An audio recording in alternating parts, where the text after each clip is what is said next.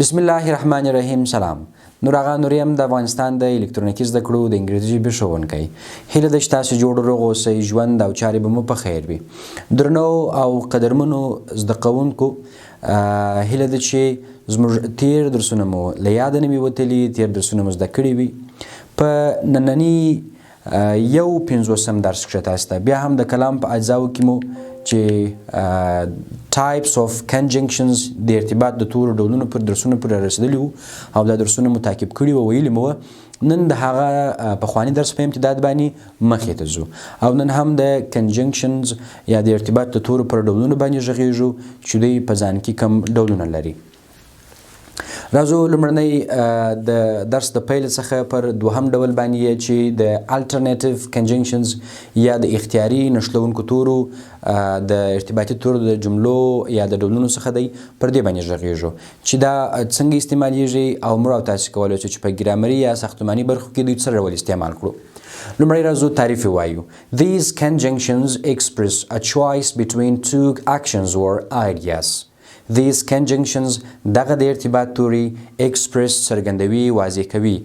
A choice یو انتخاب یا ټاکنه between two actions د دوو عملونو or ideas نظریو په منځ کې، یعنی دا هغه د ارتباط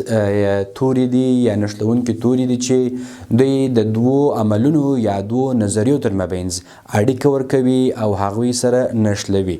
اوس راځو دا په مثالونو کې وایو. ځینې ډولونه هلته لیکل شوي دي like or else or otherwise neither no either or etc. دا چې دی خپله د الټرنیټیو کنجنکشنز یا اختیاري نښلونکو تورو له جملې څخه دي. نور هم ډېر زیات دي، خو دغه د مثال په توګه او ستاسو د پوهېدنې دپاره په همدې درس کې بحث ورباندې کوو. اگزامپل مثال دی study your lessons otherwise you will fail. study your lessons خپل درسونه مطالعه که، خپل درسونه ووایه. صحیح، تاسو لومړنۍ جملې ته ښه فکر وکړئ. study your lessons خپل درسونه مطالعه کړه. otherwise کنه نو you will fail تاسو به ناکامه شئ. اوس تاسو تعریف ته یو ځل بیا متوجه اوسئ. دا هغه اختیاري توري دي چې یا هغه توري دي چې د دوو عملونو یا دوو نظریو تر مابینځ یو پکښې کې انتخابیږي یا اټکل کیږي. اوس study your lessons دا یو انتخاب دی، دا یو انتخاب دی، یو چوایس دی. خپل درسونه دی ووایه، دا یو انتخاب تاسو ورته وړاندې کړئ. otherwise you will fail که درسونه ونه وایه، بل انتخاب دا دی چې ته به ناکامه سې. یعنی دوه انتخابه دي، په دې کې چې تاسې هر یو انتخاب وایي هغه په تاسو پورې اړه لري. په دې منځ کې راغلی otherwise دا چې دی الټرنیټیو کنجنکشن دی چې دا اختیاري پروسه مخ ته وړي او د جملو کې هغه حالت رامنځته کوي چې یا دوه عملونه یا دوه نظریې سره بیلې کړو. دوهم مثال کې do not be naughty or else he will punish you. do not be naughty شوخي مه کوه یا شوخ مه اوسېږه. or otherwise یا or else he will punish you کنه نو دی به تا ته سزا درکړي. ګوره دوه انتخابه دي، دوه عمله دي، په دې کې چې تاسې هر یو انتخاب ووایي شوخي مه کوه، سزا به تاته نه درکول کیږي. either Ahmad or Muhammad will cook the dinner. either Ahmad or Muhammad will cook the dinner. یا به احمد او یا به هم محمد ډوډۍ پخه کړي. نو دلته تاسې دوه انتخاب لري، یا به د احمد انتخاب وسي یا به د محمد انتخاب وسیږي. نو په کل کې دا دی چې اختیاري نښلونکي توري هغه توري دي چې د دوه عملونو یا دوه نظریو تر مابینځ یو انتخاب رامنځته کوي او یو انتخاب راوړي.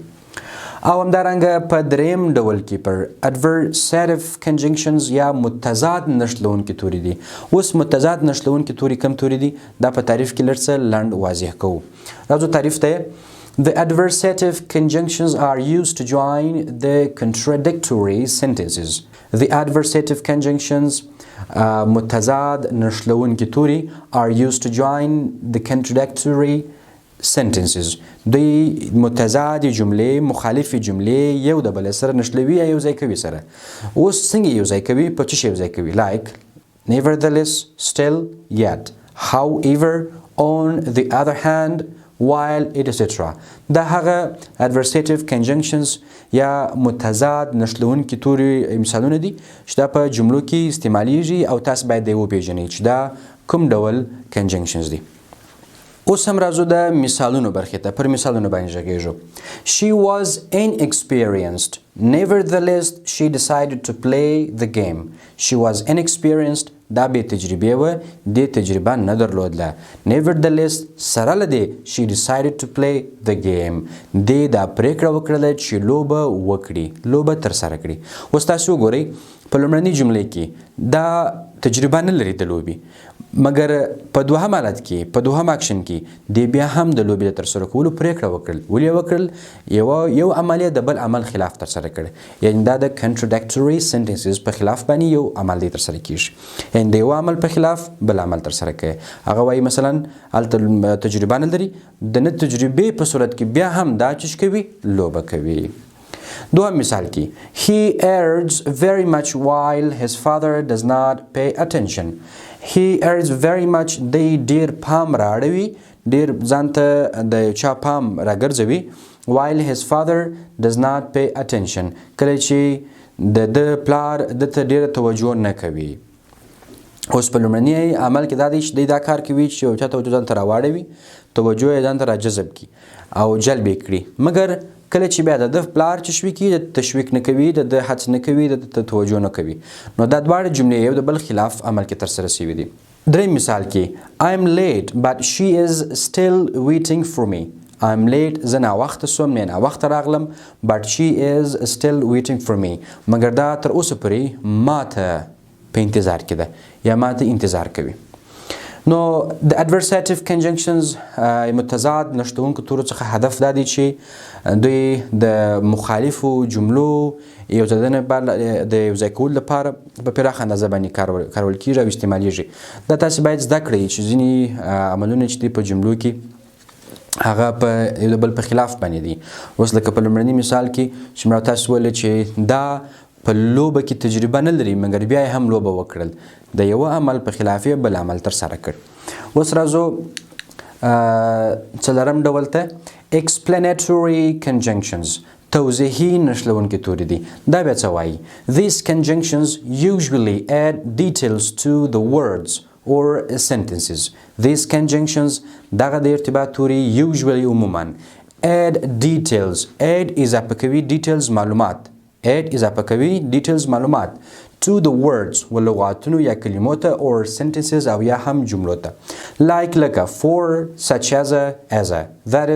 that is to say for instance for example etc دا هغه څه دي چې مثلا تاسو جمله وویله مګر غواړئ چې د جملې د لا روښانتیا په خاطر باندې یو شی ور اضافه کړئ جملې ته یا د هغې مثال راوړئ د هغې یو بله بڼه راوړئ یا یو مشابه شی ورته تشریح کړئ نو دا چې دی explanatory conjunctions یا توضیحي نښلونکي توري دي اوس مثلا په مثال کې The teacher punished him ښوونکي دته سزا ورکړل for his foolish actions ځکه د بې عقلانه عملونو په خاطر باندې یا کارونو په خاطر باندې اوس تاسو وګورئ دا چې شوله teacher punished him اوس دا یوه جمله شوله ښوونکي دته سزا ورکړل په څه خاطر یې ورکړل ځکه چې د بې عقلانه عمل ترسره کوه یا شوخي کول یا اصول ماتول یا بل کول خو څه شو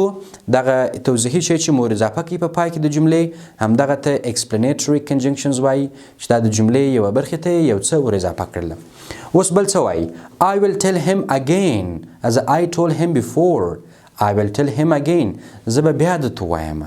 زه به بیا درته وایم او د موضوع د روښانتیا په خاطر باندې بیا څه کوي چې as I told him before لکه څنګه چې ما مخکې ورته ویلي وه یعنې لکه څنګه چې مخکې پر دې موضوع باندې بحث شوی دی یو چا سره تاسو په خبرو کې اخته یاست هغه درته وایي چې تاسو ورته ووایاست ځکه دا خبره تاسو مخکې هم کړې ده دا خبره بیا نه ده منلې نو ته ورته وایې چې زه به بیا هم درته ووایم څه دی زه به بیا هم درته وایم لکه څنګه چې مخکې ما درته ویلي وه یعنې مخکې مو ورته لارښوونه کړې وه دا خپل لومړني عمل ته تاسو یو شی یو توضیحات یو معلومات ور اضافه کوئ او تشریح کوئ چې هغه مخامخ کس تاسو په هدف او په موخه باندې پوه سي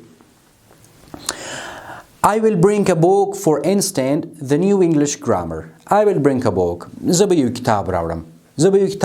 څنګه کتاب مثلا راوړم for instance the new English grammar د مثال په تور لکه د نوي انګلیسي ګرامر مثلا I will bring a book for you as a gift for example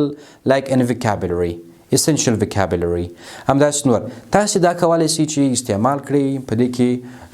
explanatory conjunctions چې دي هغه for such as that is to say